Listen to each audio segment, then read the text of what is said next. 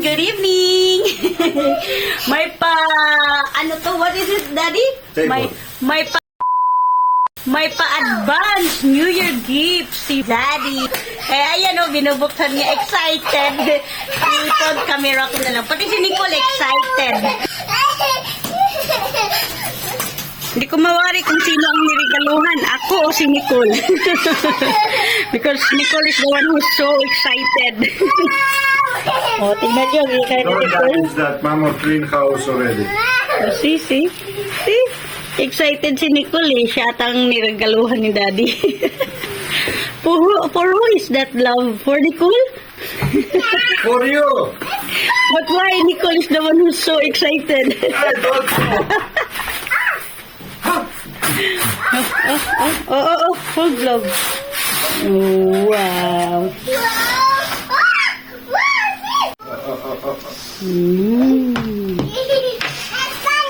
May pa-table para daw may sarili akong office. Char. May pa-sariling office si Mayora.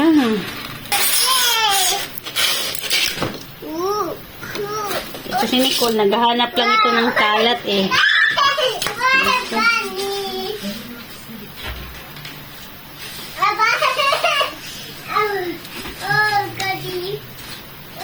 Dito yan ilalagay ni Daddy sa kitchen. So, let's see.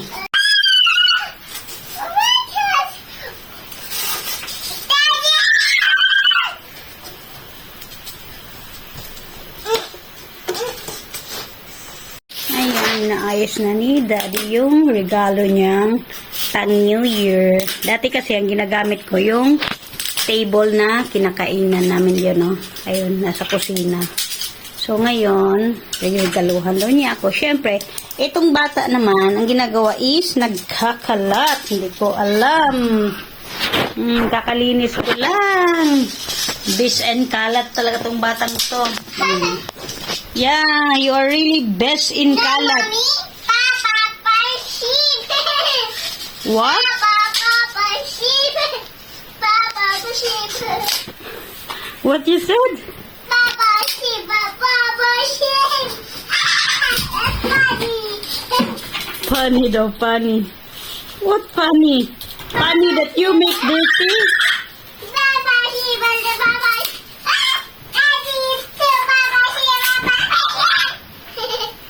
Masaya siya na nagkakalat siya. Papa, sheep. Need help? Someone to hold it? Beside? Ayan, ano na niya. Malapit ng mabuo. Yun naman isa. Nagbuo ng kalat. Ayan. Ayan. Ito kasi yung ginagamit ko lagi. Paggabi, dito ako nag-opisina. Ayan o. Pinaglalagyan ko ng mga notebook. Kinakalat ko para hindi sila diretsong hihiga dito. Nag-stick kasi mga buhok ng mga pusa. Kaya nilalagyan ko ng kalat na notebook. Ayan, papel-papel kung baga. Ayan. So, dito ako mag-office. Ayan. Ayun. So, bali, ang mangyayari, itong table namin na ginagamit namin sa pagkain, dito namin ilalagay. So, bali ito, ilalagay na siya dito, replacement. So, mas maigi kasi malapit sa heater. Para sa gabi, pag nagtatrabaho ako, nag-overnight or nag-overtime, hindi sila maistorbo habang natutulog. Kasi pag dito nilagay, yung ilaw ng computer pag nakabukas or maingay ako, siyempre madidisturbo sila. So, mas maiging dito ko na lang sa ilalagay sa kusina. Ayan na yun. Ayan, nalipat na dito ang lamesa na kinakainan namin, ginagamit namin sa pagkain, at dito is bakante na. So, dito na yun ilalagay yung opisina ko, char. Ayan na yung asawa ko. Ayan, inaayos na niya. Ito namang batang to, busy kaka. Kalat is real. Ayan, ang cute. Para ano, lagi kasing nililipat yung mga gamit ko. Napapagod ako kakalipat sa tuwing kakain kami. Nililipat kung saan-saan. Ayan, ngayon, permanente na yung gamit ko.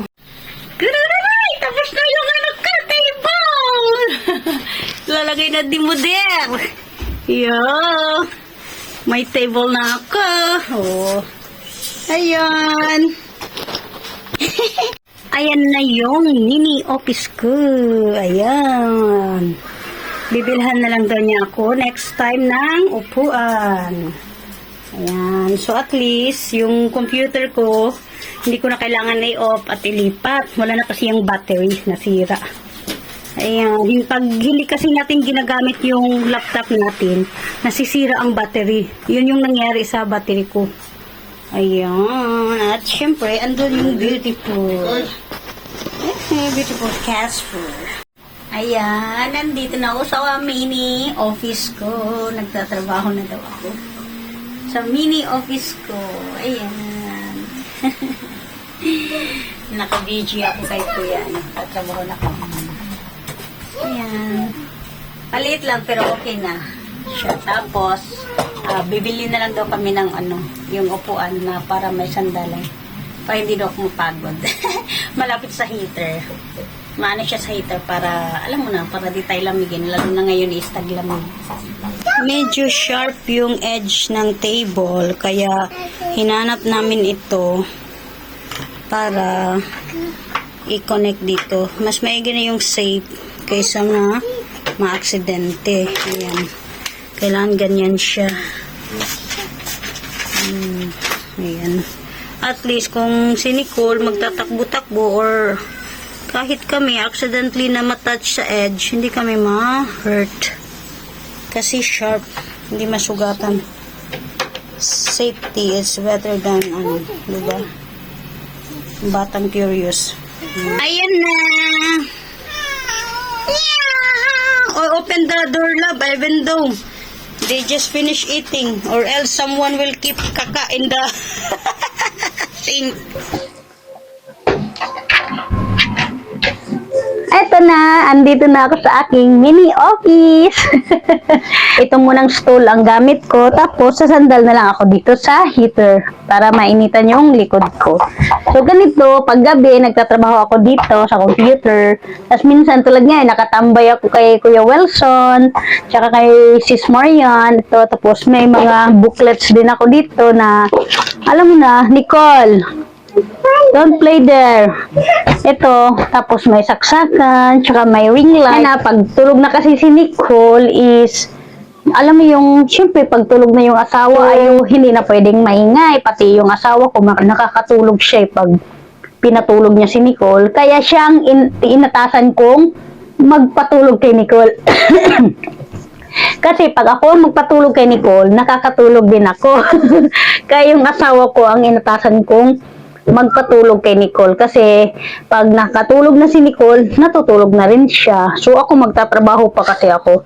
So ang mangyayari pag akong magpatulog kay Nicole is madidelay yung mga trabaho ko na syempre, tas minsan sa gabi nag-aaral din ako. Kaya ayun, welcome to my mini office. Thank you so much everyone for watching. Please don't forget to subscribe, like, and comment down below if you like the video. Thank you so much and keep safe everyone. Have a great day. Thank you Daddy for the table. I like it. I love it.